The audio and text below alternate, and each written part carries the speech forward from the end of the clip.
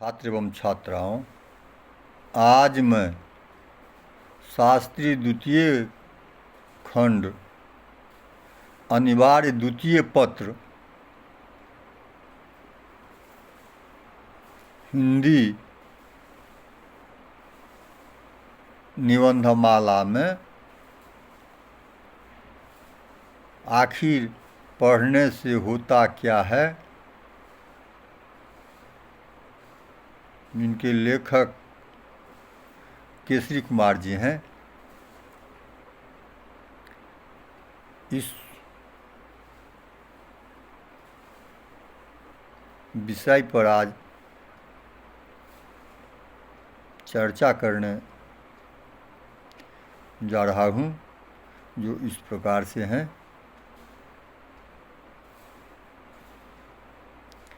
केसरी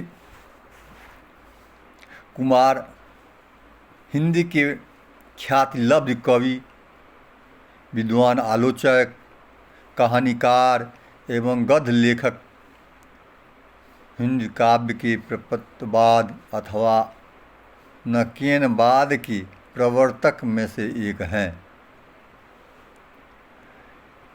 इनका जन्म पटना जिला के सदुलपुर ग्राम में सन 1919 ईस्वी में हुआ था।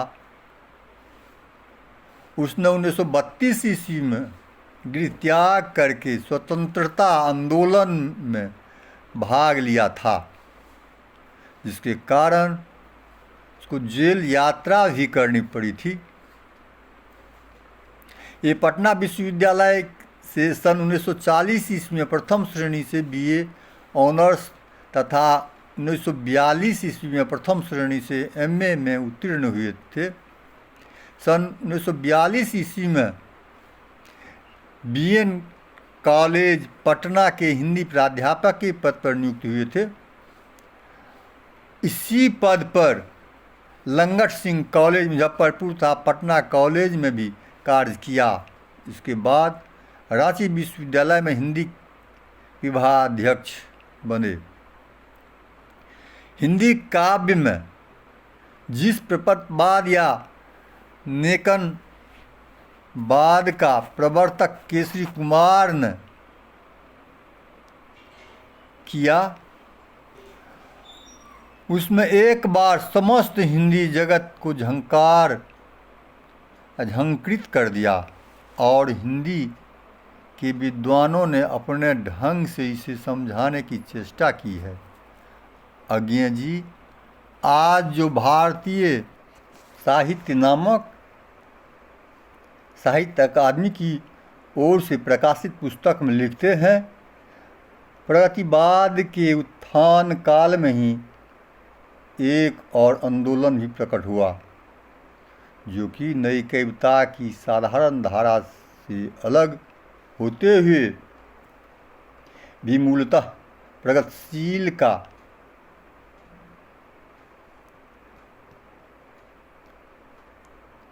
ऐसे आंदोलन से सबसे अधिक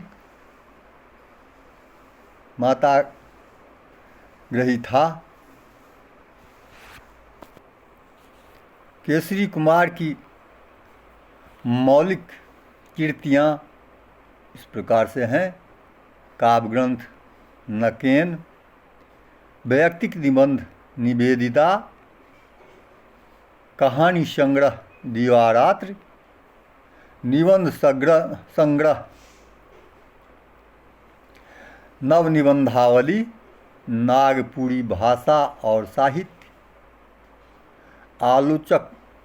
आलोचना पुस्तक के साहित्य की समीक्षा, हिंदी के कहानीकार भारतेंद्र और उनके नाटक प्रसाद और उनके नाटक हरिऔध और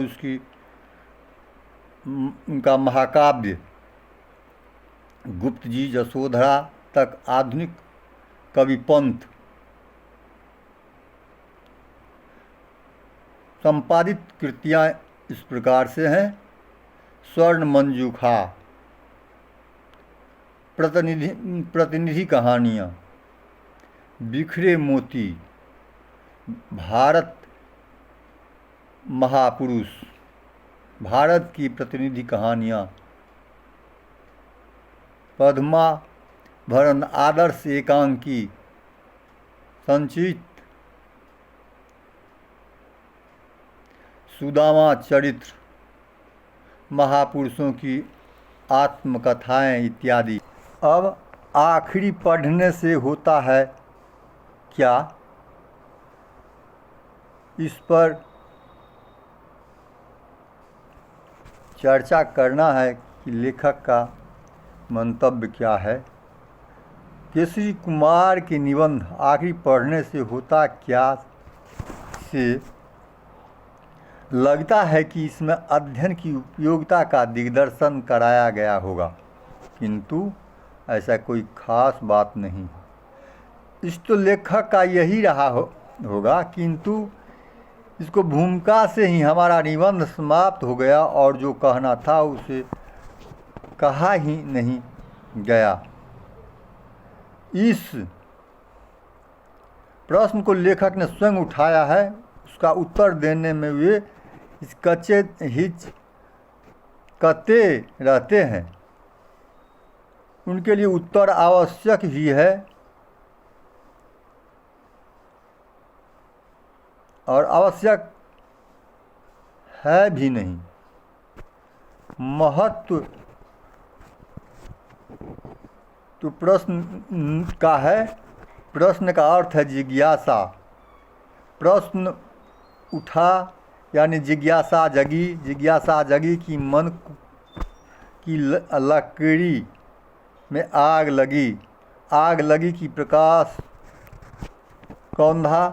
अब अगर किसी पाठक के मन में ऐसी आग उठ रही हो तो स्वमेव उसका समाधान प्राप्त होगा। लेखक इसका समाधान करने को तैयार नहीं है। निबंध का प्रारंभ अलग अलग असंबद्ध टुकड़ों में होता है। प्रथम पैराग्राफ में लेखक गुड़िया, यह नाम उन्हीं के लड़की का है शायद, के जिज्ञासा स्वभाव की चर्चा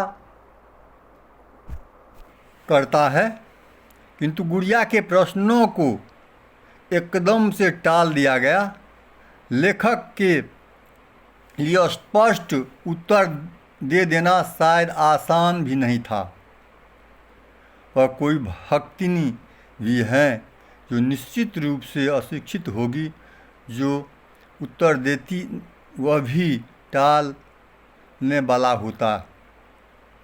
गुड़िया को चुप करने के लिए क से कबूतर, ख से खरहा को या तो ईश्वरीय लीला माना जाता या लेखक को गोरखधंधा बताया जाता। दूसरे पैराग्राफ में प्रथम अंश में एक शब्द की अनेक अर्थ बताए गए हैं। प्रश्न फिर उठता है और उत्तर फिर वही कहकर टाला गया है। शब्दों के कई अर्थ क्यों होते हैं, इसका एक सही उत्तर नहीं है। अगर कई सही हैं तो उसके दिया जाता है। वैसे ही शायद शब्द निर्माण की आरंभिक प्रक्रिया का विश्लेषण अगर लेखक करता है तो उसे समाधान मिल जाता है। तीसरे पैराग्राफ में स्वर्गीय लोहिया द्वारा अर्थ का अनर्थ निकाले जाने का चर्चा की गई है। रामायण की शंका का जो तर्कसंगत समाधान है उसे परे दूसरे समाधान खोजा जाता है कि तारन या मारने पीटने का अधिकार ढोल गवार शूद्र पशु नारी को हैं। पशु भी अब कोड़ा लेकर के ब्राह्मणों को पीटेंगे। अगले पैराग्राफ के संदर्भ फिर बदल जाता है।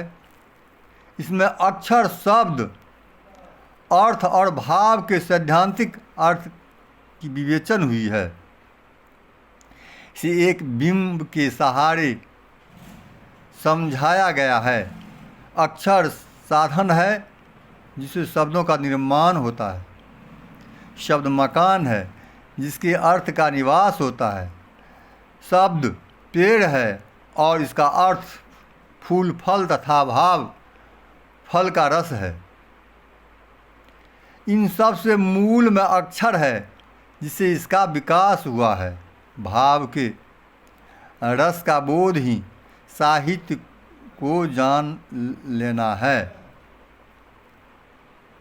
अगले पैराग्राफ में केसरी कुमार अपने द्वारा चलाए गए प्रपत्तवाद के एक सूत्र की चर्चा करते हैं कि एक वस्तु का एक ही सही नाम होता है।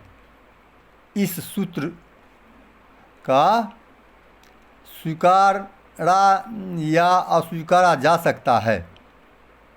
इसके बाद लिखते हैं, इसके सही नाम तलाश हर कविता का धर्म है। शिल्प का स्थाप्य और नाम की तलाश एक ही बात है। यह तो सही नहीं लगता। अब चर्चा रचना प्रक्रिया की हो रही, जिसमें बताया गया है कि पाठकों को बात तो अलग है, रचनाकार स्वयं अपनी रचनाओं में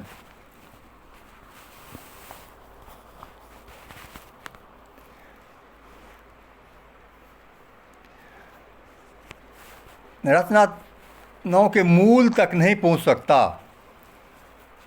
उदाहरणार्थ, जैनेन्द्र की पत्नी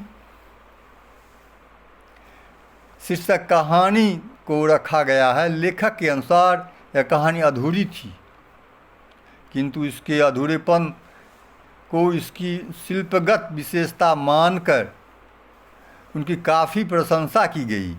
दूसरा उदाहरण सेल्मा जलेव का है। लेव का है, जिसने अपने परिवार के मन बहलाव के लिए जो उपन्यास लिखा, उन पर उसे नोबेल पुरस्कार मिल गया। थॉमस मैन भी अपनी पुस्तकें ब्लेडेन बुक्स को ऐसी ही कीर्ति बताते हैं। अब इन बिखरे सूत्रों को पकड़ने का प्रयास किया गया है। आखिर पढ़ने से होता क्या है का एक उत्तर पंडित होना है। लेखक इस उत्तर पर झेप जाता है, हालांकि यह उत्तर अंशतः सही है। अब भूमिका अंश समाप्त होता है और मूल प्रश्न का उत्तर दिया जाता है। प्रथमतः पढ़ना वह शोध प्रक्रिया है जिसमें आदमी स्वयं को सोचता है, स्वयं को जानता है, अपनी भूली हुई शक्ति का पूर्ण ज्ञान करता है। अंगद की शक्ति की भांति वह अहम स्मृति है, आत्मज्ञान है। रचनाकार रचना करते समय एक आत्म अन्वेषण की प्रक्रिया से गुजरता है, स्वयं को शोधता है, तब जोर देता है। उसे पढ़ते समय पाठक भी आत्मन्वेषण की प्रक्रिया से गुजरता है, स्वयं को शोधता है, स्वयं को पहचानता है, आत्मज्ञान पाता है। पढ़ने की दृष्टि को एक व्यापक आराम मिलता है। दृष्टिकोण में एक व्यापकता आती है। मन तब संकुचित नहीं रह जाता, इसके मनोरंजन भी हो जाता है। जीवन की कठिन संघर्षों से निकलकर स्वयं को पुस्तक में डुबो देना, तुंग गलियों से निकलकर पार्क में टहलने के समान है, या कभी कैद से छुटकारा पा जाना है, या रूढ़ि से मुक्त हो जाना है, या घुटन से निस्तार पा जाना है। अध्ययन से शक्ति की सहेजा समेटा जा सकता है, अंधेरा घट जाता है और घिरे हुओं को आगे की मार्ग स्पष्ट दिखने लगते हैं। पढ़ने से पुस्तकों का पढ़ाना ही नहीं होता। पढ़ने का तात्पर्य है अनुभव पाना, ज्ञान पाना। इस अनुभव प्राप्ति का माध्यम कुछ भी हो सकता है। संपूर्ण संसार एक पुस्तक है, एक पाठशाला है। जहाँ भी अनुभव की प्राप्ति हो वहीं पढ़ाना ही जाता है। पढ़ाना संकुचित नहीं है और शब्द व्यापक है, इसका अर्थ भी व्यापक है और जिज्ञासुओं को व्यापकता देता भी है। इससे पहले इस पढ़ने का सिलसिला कभी समाप्त नहीं होता।